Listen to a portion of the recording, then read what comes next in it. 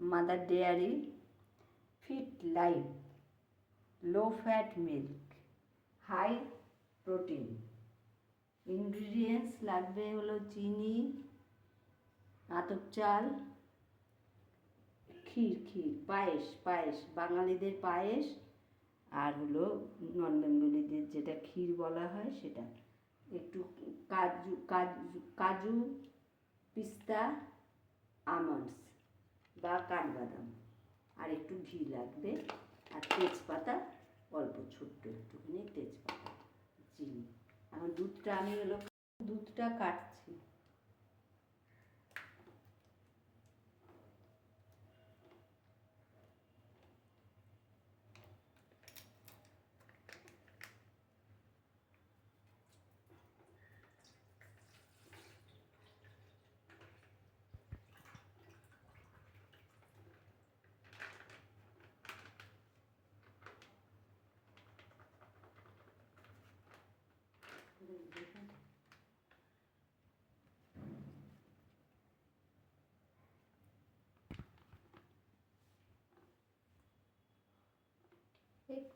এতগুলো দুধ করবো না, তো দুধ রেখে দিই।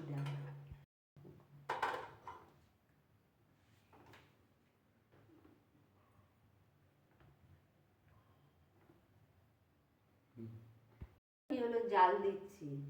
যখন দুধটা হাফ কনসিস্টেন্সি হবে বা অর্ধেক হবে, তখন তার ভিতরে আমি এই চালটা একবার ধুয়ে দিয়ে দেবো, গোবিন্দভোগ চালটা।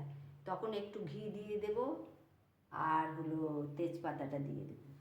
আর তারপরে যখন চাল সিদ্ধ হয়ে যাবে, তখন হলো আমি চিনি দেব। আর চিনি দেওয়ার পরে আর একটুখানি গাঢ় গাঢ় যখন হয়ে যাবে কনসিস্টেন্সিটা, তখন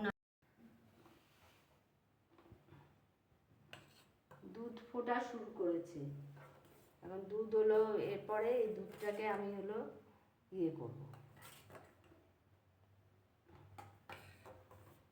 একটুখানি ঘন